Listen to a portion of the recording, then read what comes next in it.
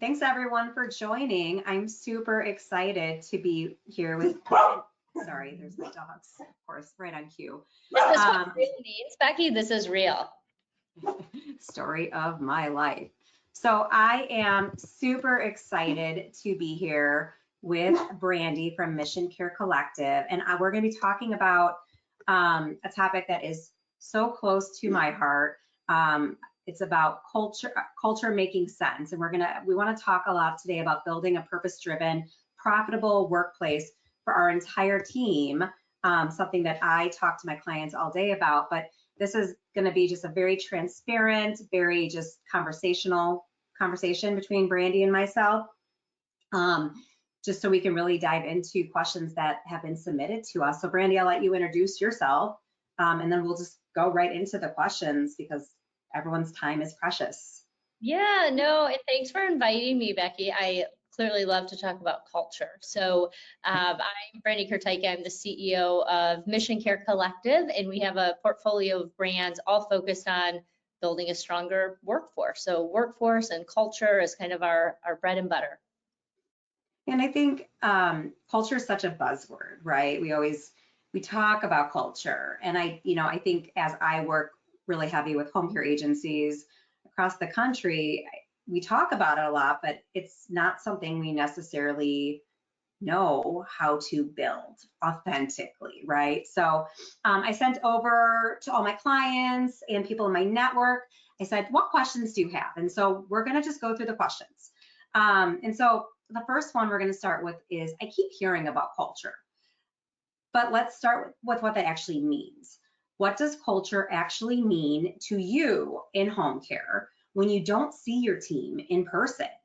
And I think that's what we struggle a lot with, right? It's that our teams are all over. They're working in homes or facilities a lot of times, and we don't get that face-to-face interaction with them so much. So this person's asking, what does culture actually mean? And why is it so important?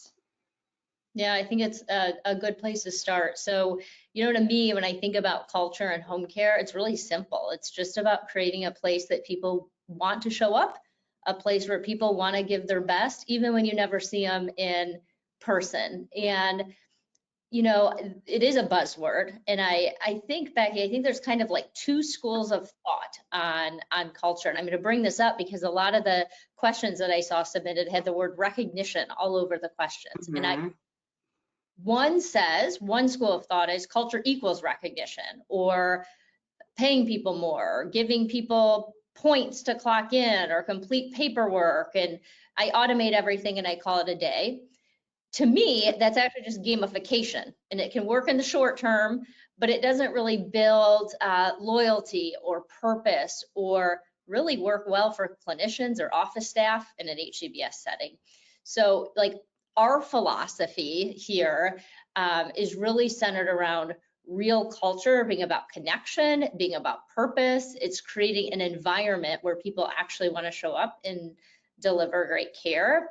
And I think it's about making sure employees feel heard, appreciated, like part of something bigger than often. One of the things I find fascinating, Becky, we talk to home care workers in particular, you ask them who their boss is, and they tell you it's the scheduler, they tell you it's the recruiter, like they're connected to them and they're connected to their time card. And so when you think about culture, it's really about connecting people to their why and why people do the work. It's care, connection, it's calling, and it's thinking about building sustainable culture and workplaces where people want to be versus just paying people to show up to work. And maybe that's a bit controversial, Becky, but I think that's why you invited me, right? No, I 100% agree. And I think what I see a lot of times too is that we think throwing a party once a year, a holiday party or a summer party, we think that's what culture is. To me, it's a year round. It's an endless function of the agency, but you need to have that culture in order for people to want to go to the party, right? So I've had some clients that have thrown holiday parties and very few people show up and they're confused. There's a reason why people are not showing up, right? It needs to be an ongoing effort. And I agree with you 100%. It's about connecting and it's about letting people feel heard. And everything you said, like bigger part of the mission, right? It's not, it can't just be a job to build Yeah, that yeah. culture, right? In building on that, culture is like everyday moments when your boss isn't looking over your shoulder and how you feel and wanting to show up. It's not about the parties and the cards and all the other stuff. Those are things that we do to help build culture, but it's really about all the small moments, I think, in between all of that and in keeping people connected. And one last thing on the topic too, I hear this time and time again, it's that caregivers feel disconnected from the office because the office only communicates them when they need something or when it's a scheduling thing, right? So part of building that culture is really taking this holistic view on the team, the caregivers, your office staff, and making sure that you're really checking on them, not just when you need something, because then when you do need something, it's more likely that they're going to be there for you, right? And vice versa. So again, it's an ongoing thing that you need to build into your systems. And I agree with you on the gamification piece, right? And it's interesting because there's so many tools out there, and I think it's how you use them to really build that culture that's important. I love that we're just on the same page with all of this. It's just so important. Yeah, I think it's in its most simple form, it's like culture isn't about cash, culture is about relationships. Yep, 100% agree. The next question, and this came from, I know which client of mine this came from, because it's something we work on really heavily with them, but what does it really take to build culture? Like, let's actually break it down, right? And take away the buzzword element of it. How do you build that culture? If you're a new agency, for instance, like how do you start to build that culture? Yeah, it's a great question. I think first and foremost, it takes alignment across your team. And I think there's like 3 things that you need to get right. So first is whether you're a small agency or whether you're a big agency or just starting out, the leadership mindset and buy-in is everything. Like you hands down need a leadership team that believes and subscribes to the theory of the importance of connecting people and not just filling shifts. Thinking about, you just touched on this, Becky, culture isn't, built around broadcasting jobs or announcements. It's really about creating like an open, ongoing channel for connection and aligning your team around the shared vision, mission, and purpose. And you can't just like throw more money at people to get them to do things. And so it's it's really about mindset and it's about leadership. And I think that's first and foremost. And then I'd say it's about infrastructure and tools to scale that. And I'm putting my coach up care hat on for a moment here. I think culture can either be a huge time suck or a powerful system, and it depends on the tools that you have. So without the right infrastructure, efforts to build culture can feel like scattered, they can feel ineffective, like it can take a lot of time. But I think with the right tools and technology in place, you can actually scale culture without burning up your team. That's kind of like where Coach Up Care comes in. And then I'd say like the third most important element when we think about like how to build it, it's creating this culture. Again, when I go back to culture and relationships, a culture of listening. And I think that's the heart of it. So you have a distributed workforce, you're not always in the room talking to someone. But when I think about the concept of listening unlocks intelligence, intelligence unlocks action. And with the right tools, you start to get a pulse on your people and you start to see trends and you start to see flight risk and you start to see opportunities. And more importantly, like you start to create an environment where you can act on it. So culture to me isn't just like the relationships, it's like driving the data from the relationship so you can act on it and you can improve it. Oh, I could not have said that any better. And I agree with you, the money side, like that's a short-term fix, like that's a Band-Aid, but long-term, that's not going to suit you well, right? And I remember back in my agency days, we talk about, I had a very, very much a people-first centric mission at our agency, right? And I think that's why we had the reputation that we did. But I remember, my scheduler or somebody on my team would ask a caregiver to do a fill-in, a last-minute fill-in, right? No response. So then they would say, hey, it's Becky. Can you do me a huge favor? Sure, no problem. And that was because I built these relationships with our team, an authentic, I cared very deeply, and they were more likely to do things for me because we had that relationship and it wasn't just when I needed something. So then all my team just started texting everyone and sending messages saying, hey, it's Becky. But the point is, it has to start with that relationship.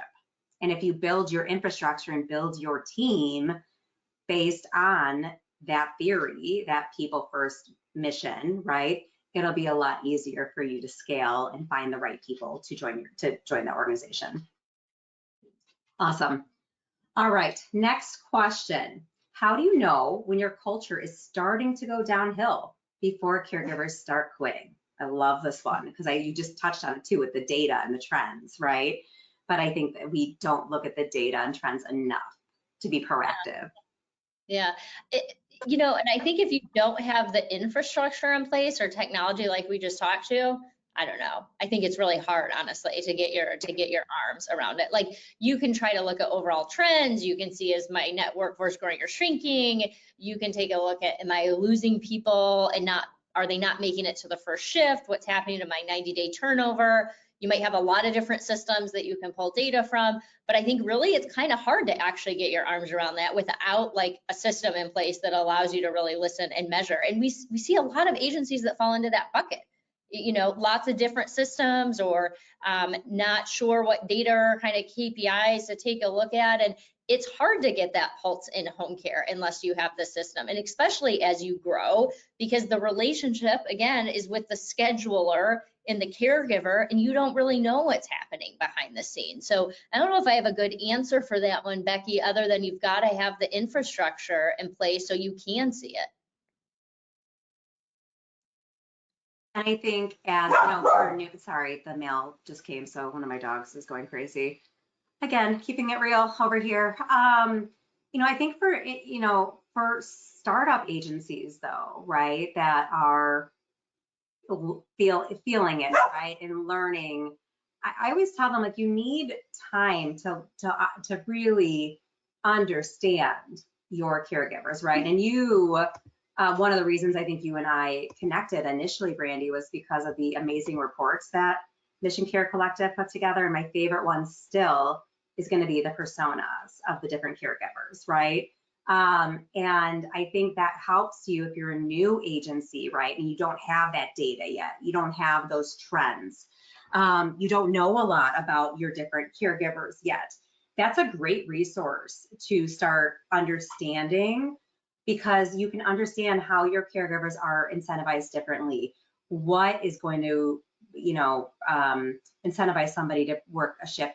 You know, for retirees, for instance, right? They're motivated very differently than someone who's in nursing school, right? And to get them to feel that culture is also going to be very different. And yep. I love that report. I still look at it. I still use it. I reference it all the time. And I think that's a good starting point for agencies that are not as experienced and still learning how to use that data as they're building that data, right? Yeah, no, that's a great point. It's about getting to know your people. You're thinking about building culture. It's all about people. And I think specifically in home care, recognizing these individuals can earn more money someplace else. They're working here, and the caregivers you want working for you, they're not working here just for the paycheck.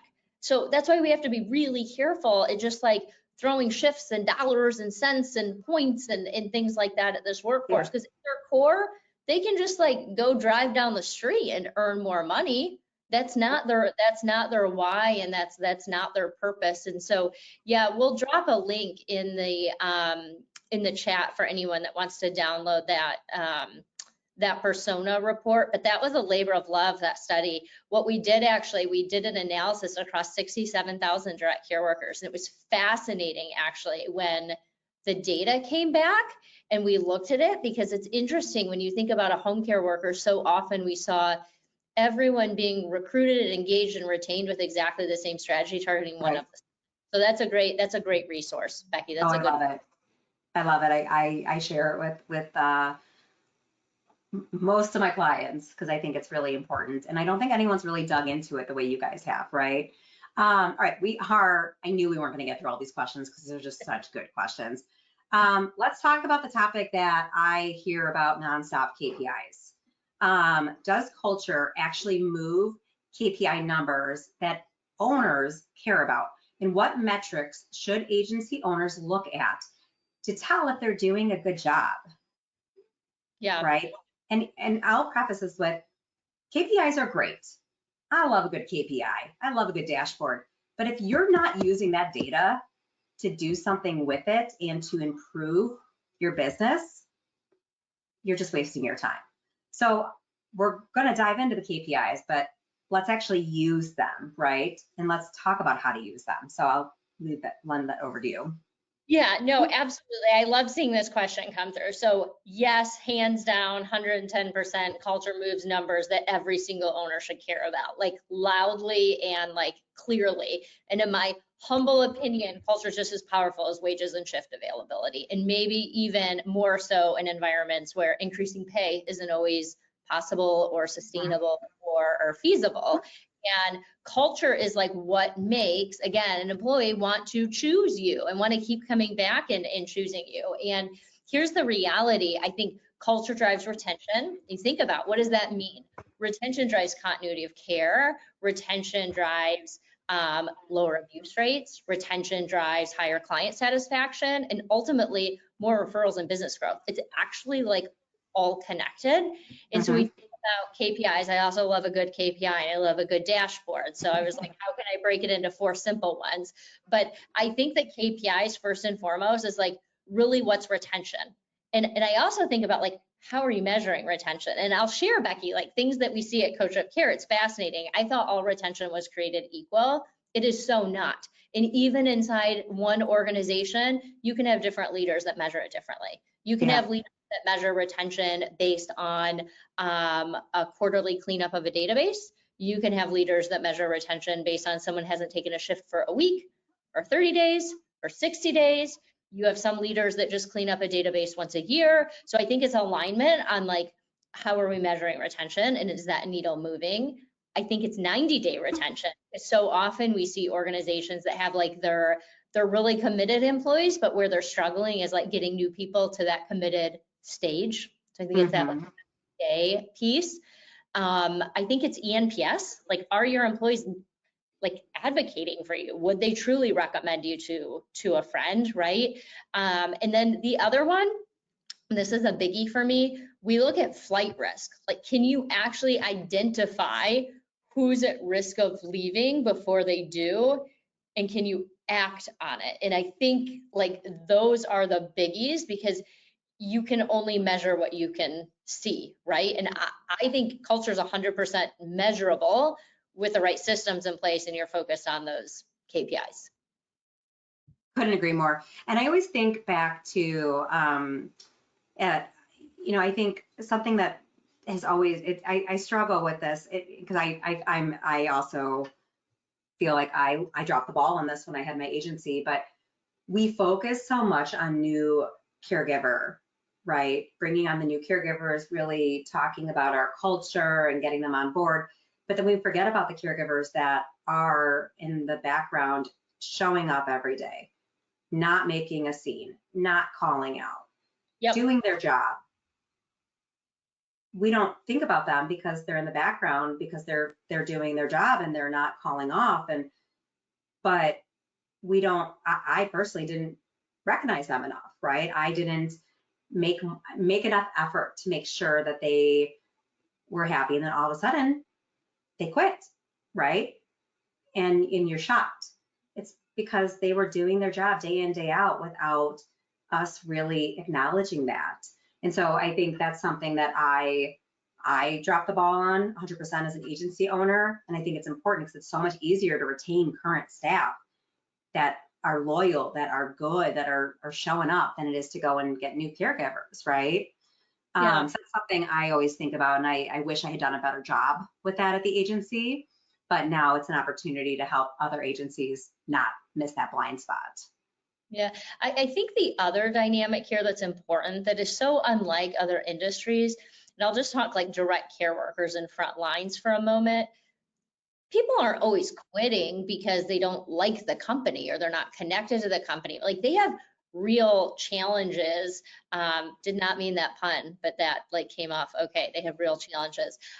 They have challenges when it comes to financial wellness. Like a big portion of these individuals are on some form of Medicaid. They're a lot of times physically not well, 3 times more likely to struggle with anxiety and depression. Like that's why creating that environment of like listening and keeping a pulse, you know, they might not be noisy, and the reason they might be leaving is they literally can't keep their lights on at home. And so keeping a pulse, I think, on your team is like really, really important given this dynamic in home care. So you can do something about it. You are, no one talks about that, right? Like, I actually think you're the first person I've spoken to that has come out and said that about what our workforce is actually struggling with. And that is, you know, I personally, we always talk about when you're onboarding caregivers, talking about the career growth right from the start, because that's part of that culture. You find out what are their long-term goals? Do they want to be a caregiver, or are they hoping to grow into more? But having that conversation really early on can help you position yourself about how you're going to help that person get to whatever that next step is, right? Because we know a lot of times that caregivers are not doing this job for, you know, this is not what they necessarily want to be doing long-term. Some are, and they're amazing, but some are hoping to get into a CNA program or a nursing program. And my position was, let us help you, right? I know you might not be here for you might only be here for a year or two, but while you're here, let us help you get the resources you need. Let us be a support system for you, because they might not have a support system, right? And they might not always make the best decisions.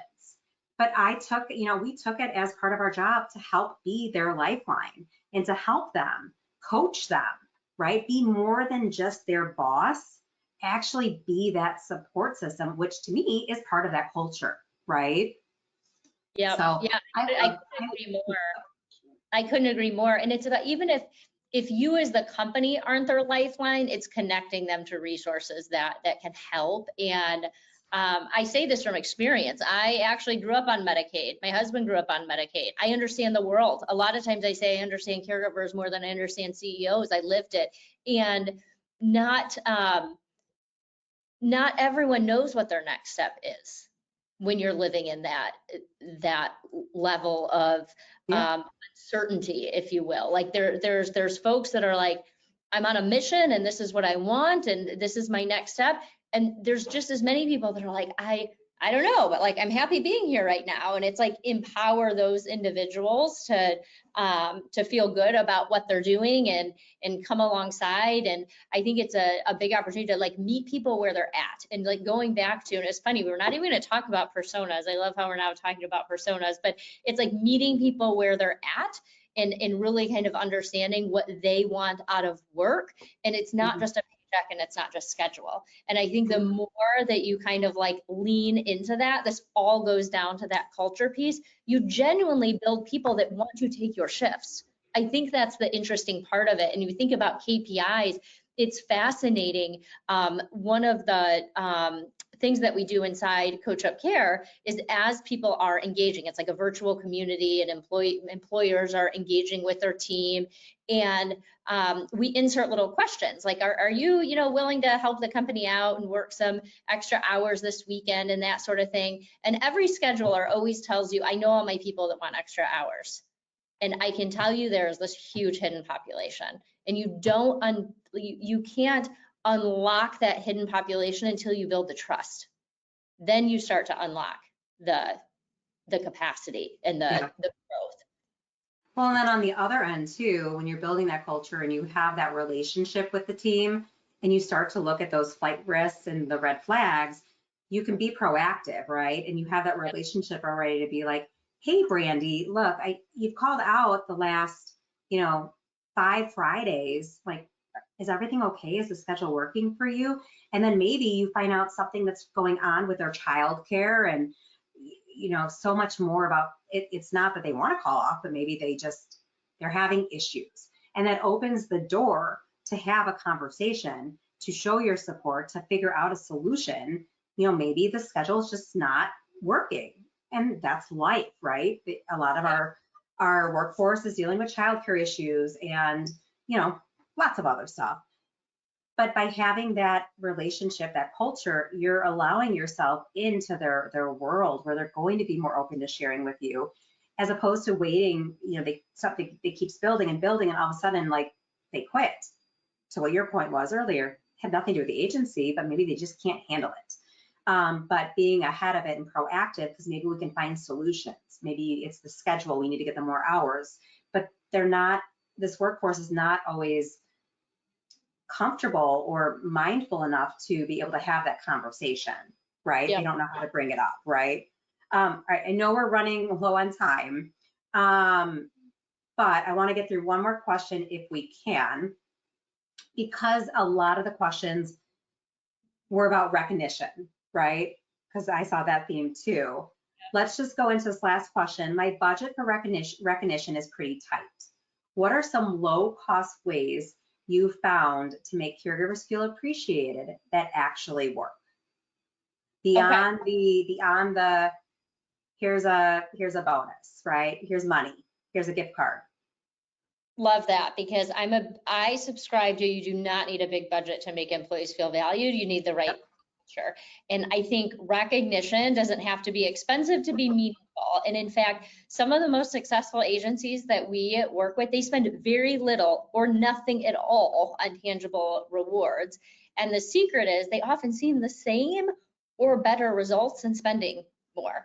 And I think it's more around building a culture of appreciation, recognizing effort, again, not just like outcomes, creating the space for people to be seen and heard. So I think it goes back to, like, if you build a culture where appreciation is tied to mission and not money, then you win. But if you build a culture where the only way someone feels recognized is with gift cards or bonuses, then you're training people to equate value with dollars, and it's not like sustainable. So it's not about the dollars and the cents to me, unless you structure your program that way, right? And my advice is just don't do that. Like, think about a different way to do that and lean into the reasons, those personas, why people get into care, and bring people together around mission and build a crazy cool culture that makes your employees like feel more valued. And the reality is, you do that, they're happier going to work, they deliver more care, you increase your capacity and better care. And that's from an impact perspective, that's the